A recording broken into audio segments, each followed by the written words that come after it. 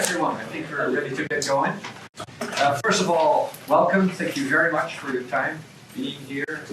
You brought in some good weather. I mean, kudos. I mean, not everybody before you has been able to do that. My name is Jan Leeuwenvester with Saab USA Communications. I wanted to introduce a couple of the main spokespeople here to you. Henrik Bjerkelund from Saab AB, Vehicle Line Manager for 97X, here in the back. Per Jansson, who's going to talk more later this afternoon about all the chassis enhancement that have been made to the 97X. He's the Saab AB Chassis Development Engineer. Then we have Mike Judela, also in the back of the Saab 97X team, the Vehicle Performance Manager. They are all available to you for the remainder of the program, to ride with you in the vehicles, give all the comments that you would need. So with that, I'd like to now introduce Jay Spenchian, Saab USA General Manager, who is going to give you an overview of what Saab stands for these days and how the 97X fits all into that picture. Thanks, everyone. Well, good morning, everyone. And as Jan Philip said, welcome to Quebec and some good weather. We got a great program planned for you. And I think at this point in time, we're going to talk about the 97 and what the 97 means to the Saab lineup. But I think if you look across the board, we think years from now, I think maybe you're going to Okay. make sure For last minute. You don't want to watch me, have you? It's okay. Just a little piece of advice on the sandwich. You may want a knife. I have a chicken. It's I don't use the utensils. You don't. I'm from New Hampshire. Okay, good luck. Good luck with that. Wing race. All right. But anyways, I was saying we're here to talk about the 97X, which is our first SUV. We think that years from now we're going to look at this this point in our history as maybe a little bit of a turning point because we have a lot of new things coming. We're going to go after some different buyers, and we think that we're going to start to see year-over-year sales growth from this point forward with a pretty aggressive product plan. Matter of fact, in the month of May, we just finished a real strong month where our retail sales were up 14%, and our overall sales were up about 9%. We had some fleet that we cut back on just as part of our strategy to manage fleet moving forward. So we've got some momentum. Our June sales are shaping up really nicely, and so we think we've got a little bit of a strong start here. So again, just kind of at this point, I think we're we've got a pretty good day planned for you. And before I started talking a little bit about the 97, I'd like to go into a little bit of Saab's background, maybe a little bit of history of Saab, what makes Saab Saab. And to do that, I'd like to start and show you a little video.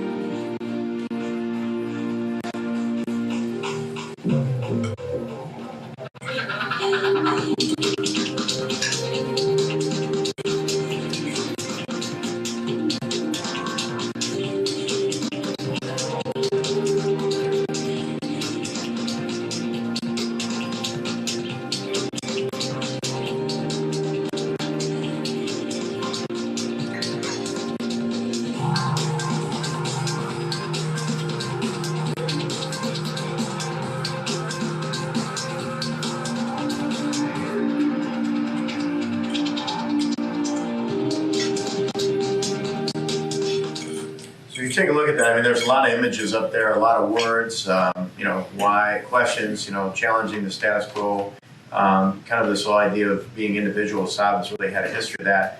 Heritage, if you didn't know, and I'm sure most of you do, is started as an aircraft company and then expanded from there. So they're really a wide variety of things, but people sometimes they say, what really is Saab? What makes Saab a Saab? And there's really, about 4 areas that make Saab Saab. The first is progressive design, which it's a unique design, true Scandinavian design, less is more, very distinctive. This vehicle you'll see as you drive them on the road here really stands out, very distinctive, but in a very sophisticated way. And that's really kind of the philosophy of the Scandinavian design. Next is what we call driver-focused performance, and this isn't just about the most horsepower, the best 60 time. It's an overall balanced performance. Its emphasis is on steering and handling, low end torque, so for passing and hard acceleration off the start, and just the feeling of responsiveness gives the driver a real strong feeling of control. And then surprising functionality. This is an area that if you look at a lot of it is in the interior. A lot of the cockpit-like feel that you get from sitting in the interior. Saab's philosophy has been over the years: an alert driver is a safe driver, and someone who's comfortable and very alert and awake and aware of their situations. And then the final thing is safety, as I mentioned. Saab 9.3, and it's really a philosophy that Saab has. Safety is very, very, very important. It was a 9.3 was the best pick by the Insurance Institute of Highway Safety, so both from front and side impact, which up until a couple of months ago actually was the only vehicle. I think the recent test of the Audi actually tied us for that, but it's still a very strong distinction. Again, safety, a lot of what we do and a lot of innovation, and should come as no surprise. I think if you look at our history, we've got a lot of firsts, and maybe you didn't know this, but a number of safety and performance firsts across the board. Safety belts as standard equipment, electrically heated seats were actually first in the Saab, side impact door beams, and obviously the turbocharging, for fuel efficiency. So, and a lot of this comes off of the aircraft heritage. If you look back in our history and what drives us to do what we do, a lot of that exhilaration and dynamism and safety and fun comes from the whole philosophy of building aircraft that's been put in auto. And then the Saab customer is a very unique customer, a very affluent customer, and a customer that really has a lot of passion and really understands Saab and has a passion for what Saab really is and a knowledge of Saab. And I think that's the challenge for us, kind of as we stand here today, because we've got these very, very loyal customers that really like Saab, that really know Saab, but then it's a little bit of a well-kept secret. Outside of maybe the Northeast or the Rocky Mountain states, you don't have as much awareness of what Saab really is or what makes a Saab a Saab. And that's our challenge, because as we intend to grow and move forward, we're going to have to bring in new buyers, people that are in the segment right now. We're in a very large luxury segment, and a lot of people aren't aware of it. So as we go to expand, we're going to try and bring in some new buyers. And it's important to realize as we do that we're a relatively small company. I mean, we have 130,000 vehicles worldwide that we sell, and 30% of those are sold in the U.S. As part of our volume. I think we're going to do probably close to 40,000 units this year, and we'll be up probably in the 3 to 5% range by the time it's all over, which is the objective. But when you're kind of that, when you're that size, and you've basically been kind of a 2-car lineup here, really our entire history. We had the 9.3 and the 9.5, but we really haven't been operating in some of the major segments, and so we've been kind of missing out on we've been subject to a lot of up and down, and some years were good, and some years were bad. A little bit like Eric Carlson here in our little video here, and a little image. Sometimes we found ourselves on the roof, but you know what? The nice thing about Saab is we've had the persistence and the perseverance to kind of flip it around and put it back on its, put it back upright and get back on the road. And that's really when other people might have given up. Saab has always really pushed forward, and it's been a challenge for us. So, as we kind of try and expand now, we have to ask ourselves, what's the best way to kind of expand? And the best way is to probably team up Saab and General Motors from a leverage standpoint. The resources of General Motors and the full integration of Saab within General Motors gives us a lot of leverage to move forward, and that's really what we want to talk about. Now let's talk about Saab's value to GM. What do we bring to GM? Well, first of all, we're the only European premium brand. And you've heard Mark Lenave, our head of marketing, talk about the portfolio and the differentiation of brands, where each brand fits in. Well, we've got Saab, Cadillac, and Hummer as our three premium brands taking advantage of all the growth that's in the segment. Each plays a very unique role and within that segment. And Saab really is the only European brand slotted just beneath the Cadillac. So if you think about where Cadillac starts at, probably about 32,000, we're in that range underneath there, and we kind of fall between. If it was medium utility, I'll talk about that later where that falls. Also, we're the most recognizable global brand. We actually have competed for about 50 years in the most important countries in the world. And so if you ask around the world, what is the most recognizable brand that General Motors has in other markets, really Saab comes to the top of the list.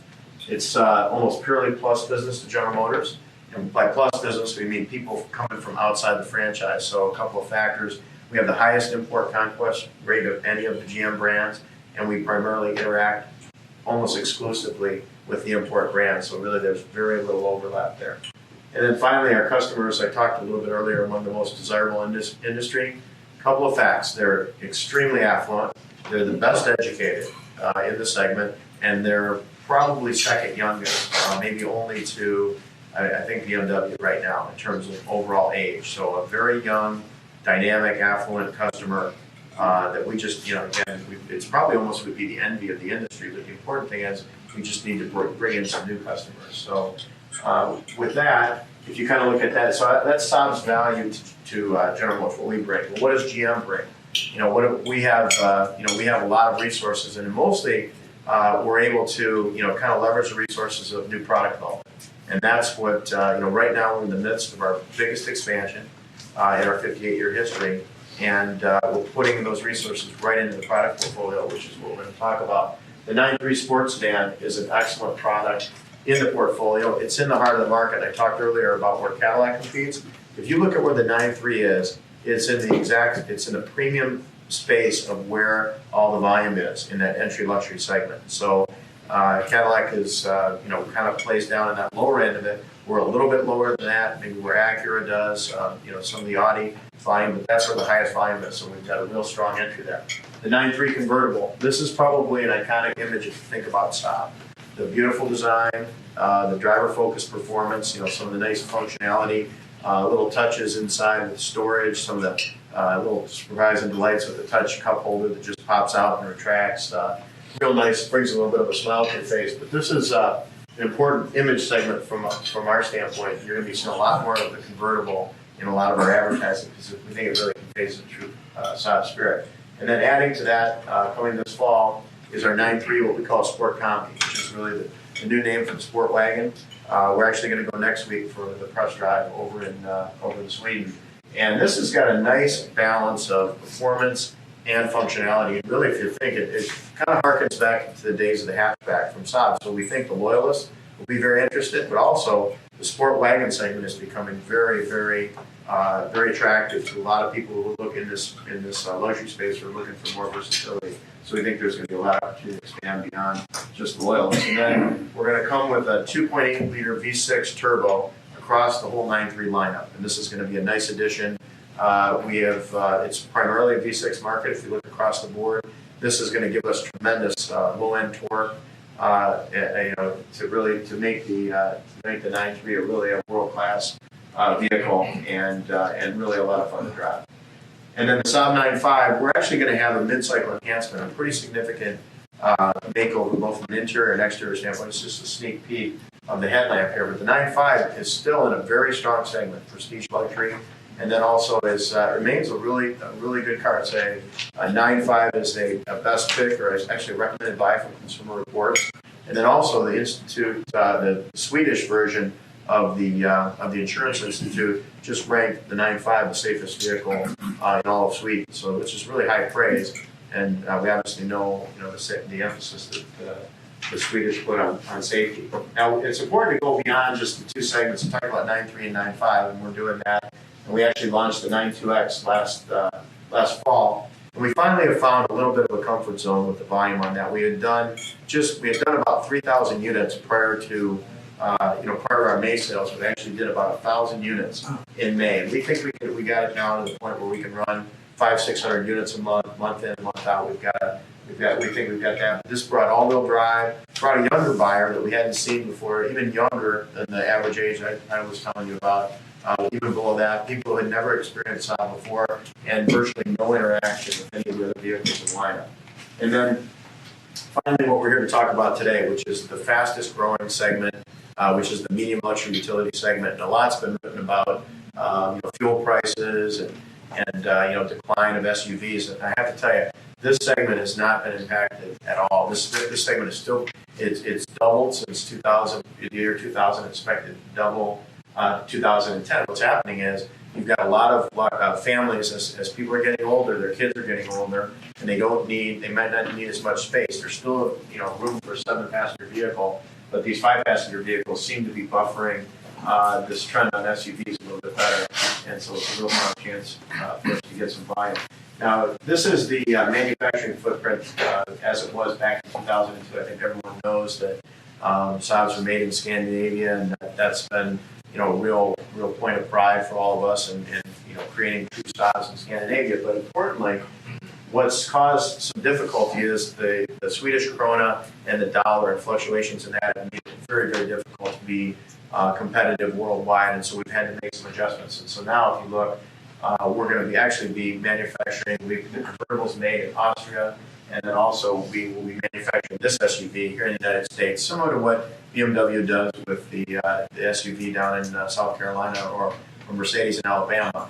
We're doing it right here where the SUV market is the strongest, and it gives us a chance to weather a lot of these currency fluctuations, have a lot of profitability. And importantly, where it's manufactured is not as important as what you put into it and how you make it truly unique and focus on the changes. And that's because common platforms exist everywhere in this business. And so, how you change the vehicles is the most important thing. And so, ordinarily I'd have to say we typically don't have any data to give you on an early acceptance of customers, but we actually started this vehicle up about a month ago as an 05. Now, the vehicle you'll be driving is an 06, and so I'll talk a little bit about the differences. We ran a limited run of 05s, but they've actually been in dealerships. I think we've sold maybe 150 so far, and early feedback, the initial feedback was really strong. We had over 5,000 pre-sold orders, people that we had an offer of XM and OnStar that people took advantage of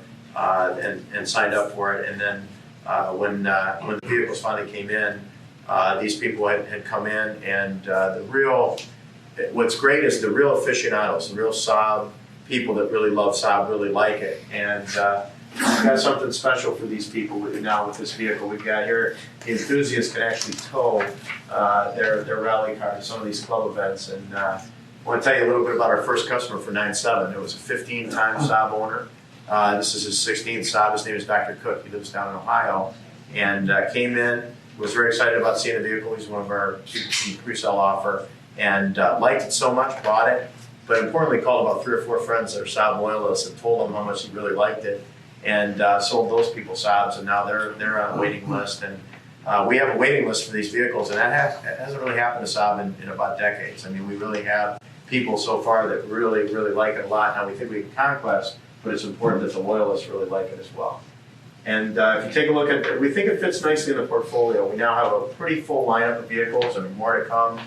We've got some other segments we still need to enter, but for right now, the 9/7 from a distinctive look standpoint, and again, it's clean lines, we think fits in very, very nicely with the portfolio.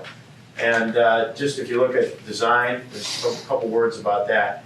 It's been lowered. The stance is really important. I mean, talking about driver-focused performance, how this drives is very important. I know a lot of you are familiar with the 360.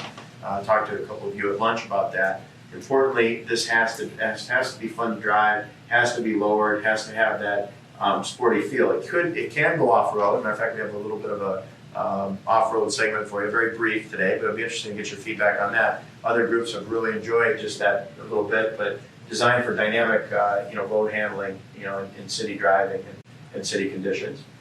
And then if you kind of look at the other cues up front, this and again, it's tough to talk this way, but we think it looks very powerful and has a nice stance and looks good coming at you.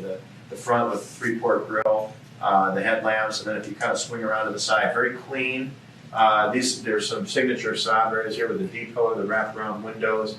If you look at the sides, no cladding at all. Front and rear fascias are very, very integrated and gives you a real nice clean look. Again, with it being lower. And then if you look from the side, there's some roof rails here.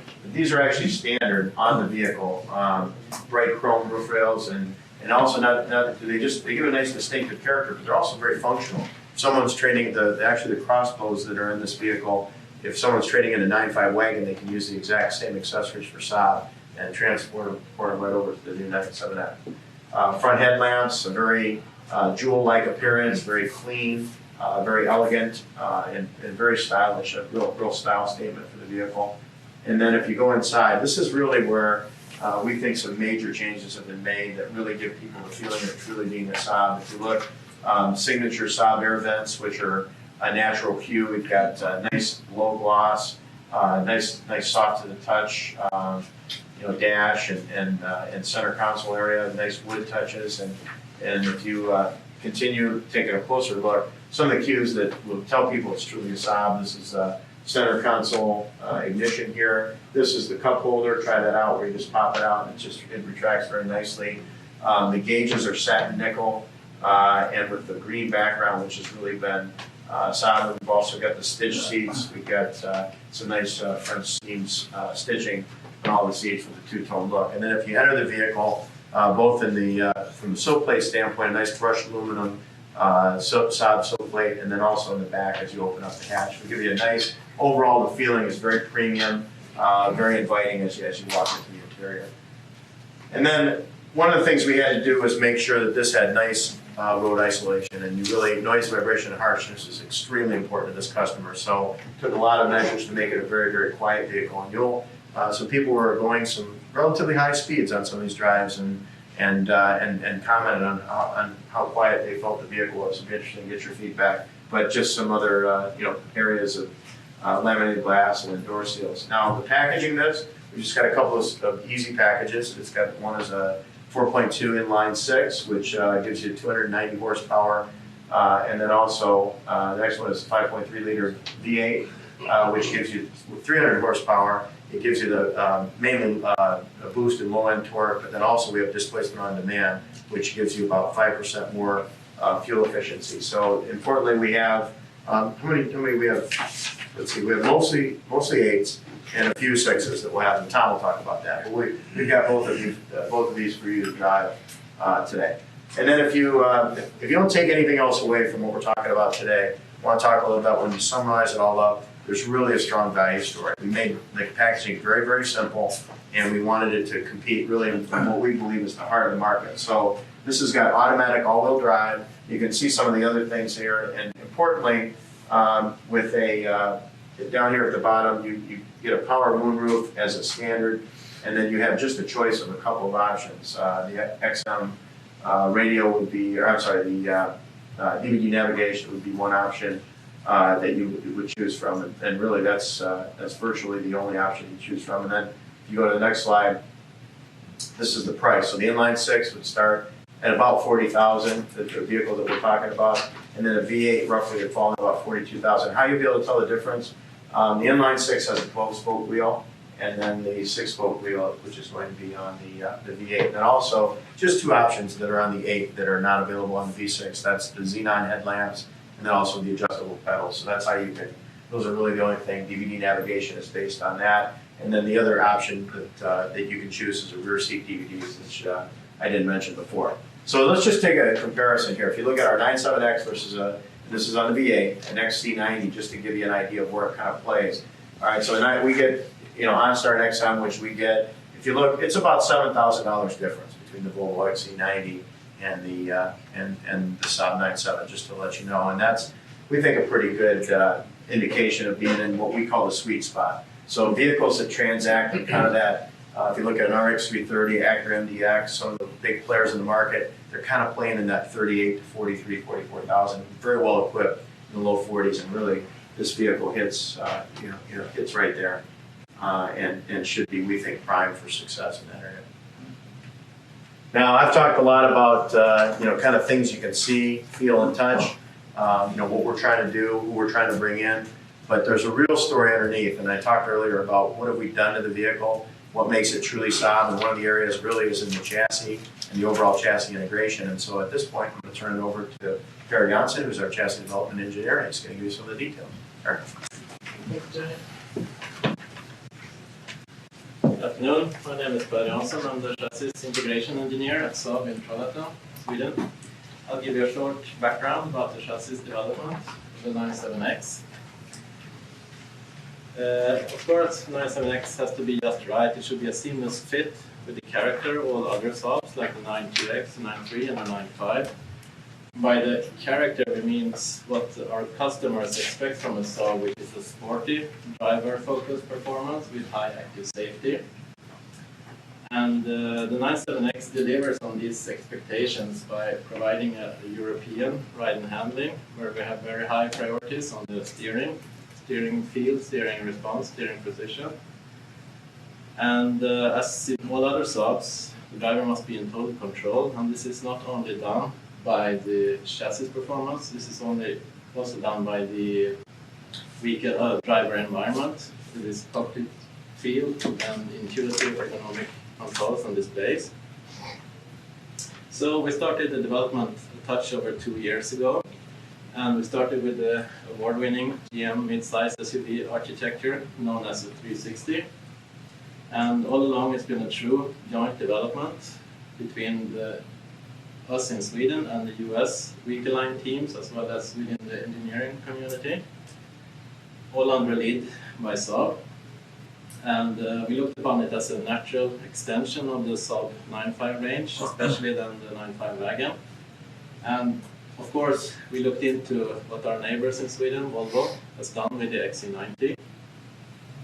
And initially we had several sessions where the US vehicle line team's engineers could learn about Saab, brand, history, customers, as well as we could learn about the 360's architecture and abilities.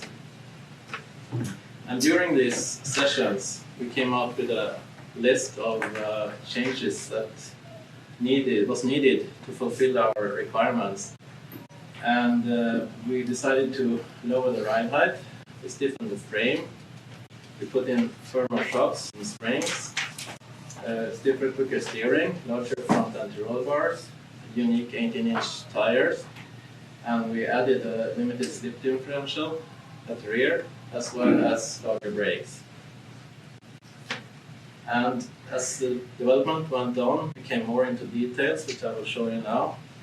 I mentioned to you earlier, but we have high priorities on steering feel, feedback. So in order to enhance that, we adjusted the toe-in. We have revised the steering gear valve characteristics. We have a stiffer torsion bar and decreased friction to purify the road feel. We also have stiffer steering gear mounting. We have the stiffer isolator in the steering intermediate shaft. That's a shaft between the steering wheel and the steering gear. And we also added additional braces to the front of the frame to have better steering position. And about the more European feel with higher steering response, we lowered the steering gear ratio.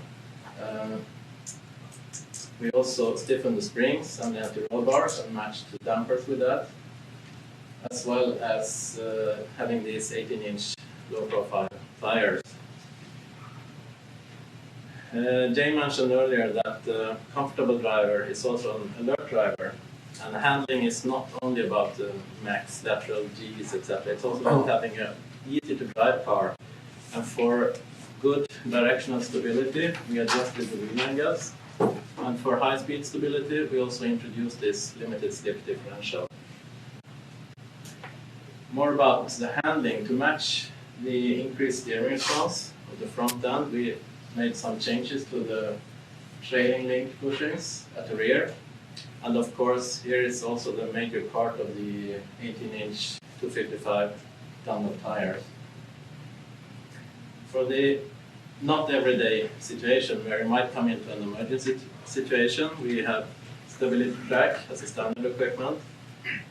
And to further improve the stability of the car, we have increased anti-roll bars, as well as the stiffer lower ride height of the car.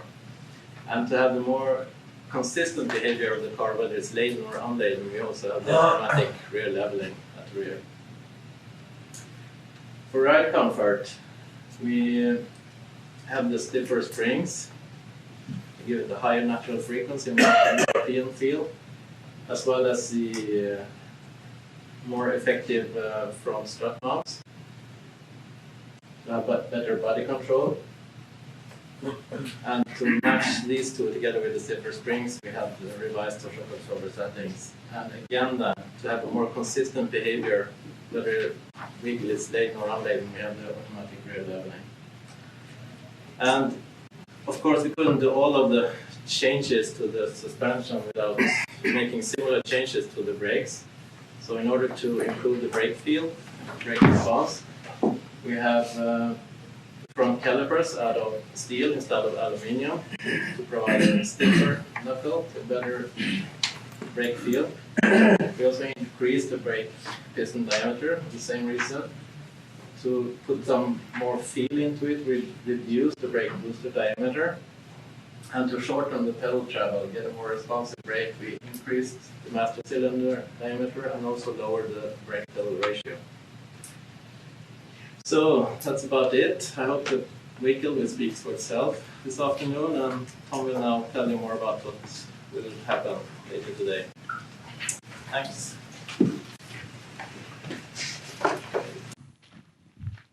Look into the camera, look at you. Either. Either way. It's Roosevelt Gist with Auto Network, and we're here in Quebec, Canada, with Saab. And my guest on the show today is the relatively new general manager for Saab, Jay Spenchian. Jay, thanks for taking the time. Oh, thanks, Roosevelt. Really great to be here with you. Let's talk a little bit about why did you all decide to step into the luxury, I guess, SUV market? Well, the Saab 97 SUV is going to be going into really the fastest growing segment of the luxury market, what we call the medium luxury utility segment. It's grown pretty substantially over the last 4 or 5 years. It's pretty much doubled, and they expect it'll double to into the year 2010 again. And we've lost about 30% of our buyers over the last 5 years to SUV sales to another brand. So they've left the Saab franchise. We just didn't have an offering for them. And right now, if you look at our franchise, 40% of the Saab car owners right now have a competitive SUV sitting in the garage right next to it. Now, in the past, Saabs have been built out of the U.S. This one will be built in the U.S. Is that going to be an obstacle for you? Oh, we don't think so. I think today's global marketplace, really, it's about what the vehicle's like. It's what you put into the vehicle as much as where it's built, the platform that it's built off of. And you look at our competitors in this segment, very fine competitors in Mercedes, the ML class, and also with BMW with the X5 and X3 being built here in the U.S. It really, as I said, it's a matter of what you put into it. And this vehicle, really, we've taken about the better part of 2 years to really put a lot of Saab cues into the design, the chassis development, ride and handling, and making it, and making it really truly a Saab in terms of its sporty driving characteristics. So we think that actually manufacturing here in the U.S. is actually going to help from a manufacturing footprint, a profitability standpoint, make a more profitable vehicle for us, but also a high quality vehicle for our customers. Now, you're looking to sell, I think you said in the press event, about 7,000 a year. Do you see those as being conquest sales or trying to get current Saab buyers into the new SUV? Probably a combination of both. Saab is a real good conquest brand for General Motors. We have the highest import conquest rate of any of the General Motors brands, which gives us a nice interaction with some of the luxury imports. And we'll be probably over 50% will come from outside the Saab franchise, outside of General Motors, actually, so new buyers. And the other half will probably come from kind of a combination of loyalists and then import move-up buyers. Now, how much input did GM have in the design and engineering of this new 97X? General Motors overall, was behind the project. Were you talking about Sweden, maybe? Or we had Saab from Sweden engineers, full-time group of engineers that worked on it for the better part of, as I said, 24 months. It was a fast vehicle development program, and taking the time necessary to really, just from an exterior design standpoint as well as an interior fit and finish, the cockpit-like environment that a Saab has, the sporty characteristics of the seats, the even down to the stitching on the seams, and the center key in the console, which a lot of Saab loyalists will be looking for, is all right in there for them. So when they truly get inside and when they're behind the wheel, they're going to feel like they're really behind a true Saab. Now, will the launch of the new 97X kind of dispel maybe the myth that's floating around the marketplace that GM might be looking to dump Saab? Well, I'd say that if there was a myth going around about Saab being dumped, I'd say it's all gone now. We're really embarking on the biggest product expansion in Saab's history. We've been around for 58 years, and this will be over the next 4 to 5 years the largest onslaught of new products that we've ever had. And I just met with folks over in GM Europe about our 4 to 5 year plans, and we've got real solid support. So we've got products in growing segments coming up, and we've got remakes of existing products that we have. So the future, I think, looks very bright for Saab. What's been the response of the dealer's body? The dealer body is very anxious to get the new products in. I think that if you look back over the last 3-4 years, we've been virtually a 2-vehicle brand with between the 9.3 and the 9.5. We've only been in part of the segments, and to compete globally now, you really have to be in all the major segments. So you have to be in the medium luxury utility segment, which we're entering now. You have to have a stellar entry in the entry luxury segment, which we do have in the Saab 9.3. We've got a great convertible. But what we've got to do is we've got to build a little bit more, as we come on with these new products, a little more awareness of what Saab really is. Outside of the traditional markets like the Northeast, Rocky Mountain states, there's not a lot, people aren't really that familiar with what Saab is. They don't know the goodness of Saab, and the people that own and drive Saabs, they have a lot of passion for them. They love them, and they really know about them. They're fun to drive, and they're sporty, and they look good on the road. And once we get people in the showroom, we had a saying it was actually a marketing campaign a few years ago. People who test drive a Saab usually buy one, and it's true. When we get them in the showroom and build that awareness, people are very happy. And we think with the 9.7 coming, with some of the refreshes on the other products, as we build that awareness behind some new advertising, we'll really we'll bring in some new buyers. Now, you really don't have a huge ad budget. You're a small car company. Are you going to really be able to pull in enough of those buyers to test drive and purchase the product? Well, I think you have to be very careful about how you spend your money. In the scheme of things in the automotive industry, yeah, it's probably a smaller budget. Within the luxury space, it's a pretty good amount of money. We have a good combination of national and regional spending, but we've got to get regional with this brand. We've got to take some, you might see us, do maybe just a couple of the vehicles nationally as a halo, and then do some real regional heavy ups behind some of the launches that we have. Some of these launches might work better in some of the markets. I mentioned the convertible. I think you'll see a lot of that nationally. That's a vehicle that I think could help change the image of Saab. So national advertising behind that. This 9.7 also is another vehicle because of the segment it's in.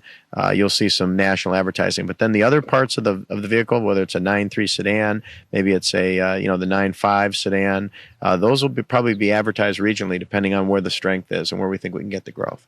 Now, what are some of the features on the 9.7X that's going to set it apart from your competition?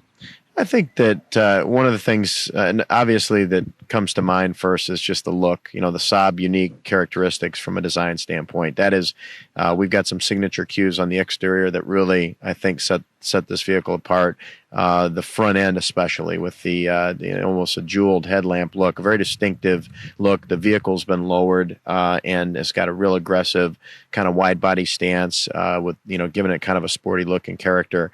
And I think that also when you get behind the wheel, I think they're going to find that it feels like a Saab, and because of the environment they're in, it feels the cockpit like environment.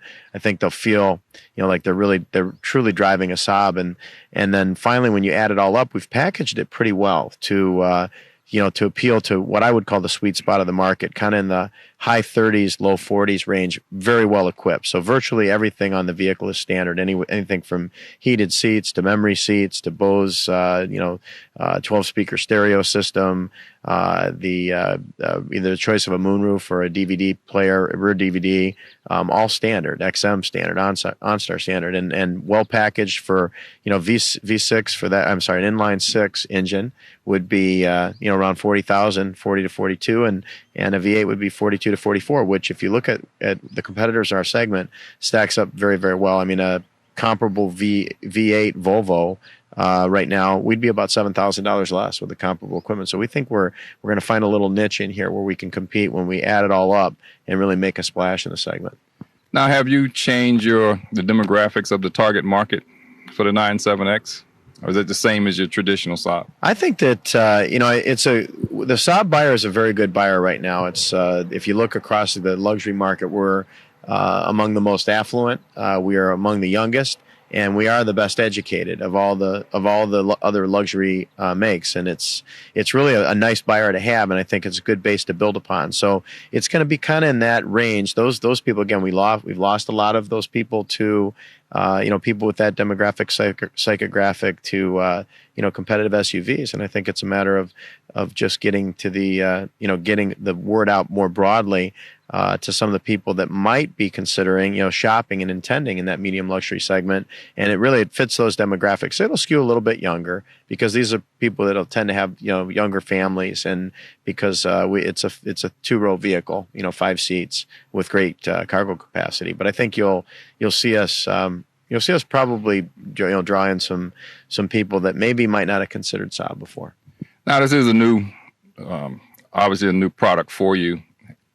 From the dealer standpoint, have you had to do any special training to make them ready for the new Saab buyer that's coming to the showroom? Well, I think anytime you come out with a brand new vehicle, you always have a training program that you put together where you first get the dealers to experience the vehicle, and you just bring them to the showrooms. And we did a mini dealer tour with all of our top dealers this past spring. Brought the vehicle in, did a nice walk around, did some competitive comparisons, answered a lot of questions. And then we follow that up with, right now, we go to 28 different cities around the country and have a competitive ride and drive tour. So they drive it against all the key competitors. So they get firsthand experience really of how it stacks up against the competitors. You can only say so much in charts and figures, but right, the folks have to really get behind it. And the good news is right now we've had great feedback because they've been in showrooms for about a month now, and the people coming in really, really like the vehicle, and they like the way it looks on the road, and they're telling their friends about it. So word of mouth is a great thing in this industry. So we're hoping that they'll keep doing it for us.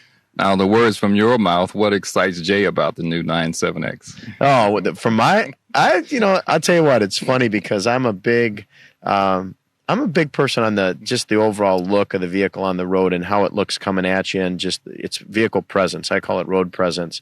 And I think this has a very distinctive road presence. We drive a lot of vehicles in the Detroit area, and everybody sees a lot of different vehicles. But I have to be honest with you, I got the most head turns on this vehicle since I drove the Cadillac CTS when it first came out. And that says a lot for people that see a lot of these vehicles. And they were just because I think of the way it looks, but then I think importantly, once you get past how it looks, how does it drive? And I love to drive. I mean, and I love sporty handling cars, and I like the environment. I mean, I feel like I'm in a Saab 9.3, but I'm actually sitting up higher, and I'm in an SUV. So, and then like I said, so it's just the overall package. It's hard to describe. It's kind of my overall package. I just feel good driving it. Well, to put a smile on your face, you hope to do that for the future Saab owners? Oh, I'd love it. We need more people to really, get passionate about Saab and understand what a lot of us that know Saab very, very well know is that they're great, fun to drive vehicles that really, that just bring a smile to your face. Great. Jay, thanks for taking the time. Thanks, Roosevelt. It's Roosevelt Gist with Auto Network, and we're here in Quebec, Canada with Saab, the launch of the new 97X. And as always, please buckle up. Don't drink and drive. See you next time.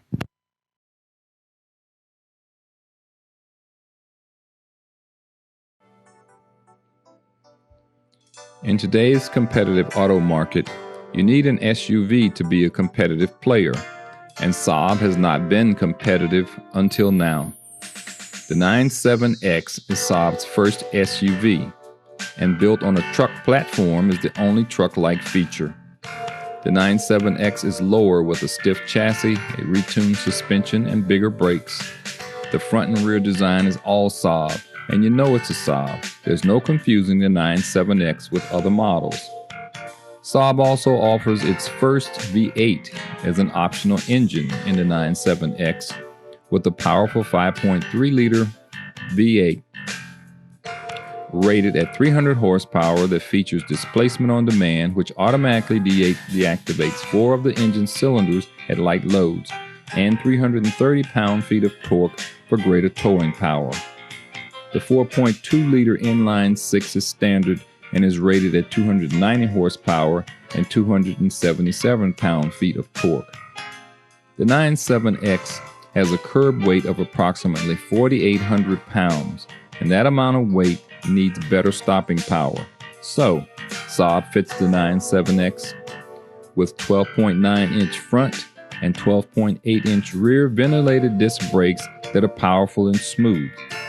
On the road, the 97X is tight, it rides quietly, handles the bumps and twisties very well, and when needed, the all-wheel drive performs very well. Safety features include 6 airbags front and side for torso protection and side curtain airbags for head protection. Also, all-wheel drive, stability yaw control, anti-lock brakes, rollover sensing, knee bolsters, and much more. The cabin is where the 97X excels, with well-bolstered leather seats, beautiful wood trimming, thin chrome surrounds on the instrument panel, well-placed white on black gauges in the easily recognizable Saab dashboard. And yes, the ignition is located on the center console behind the shifter. Saab's first effort for an SUV hit the mark from its huge storage capacity, ride-high seating, to its 18-inch aluminum alloy wheels. The 97X continues Saab's understated luxury with its exterior and interior design cues. Current Saab loyalists would not be disappointed. The competition will be surprised, and if you take a test drive, the 97X will end up in your garage.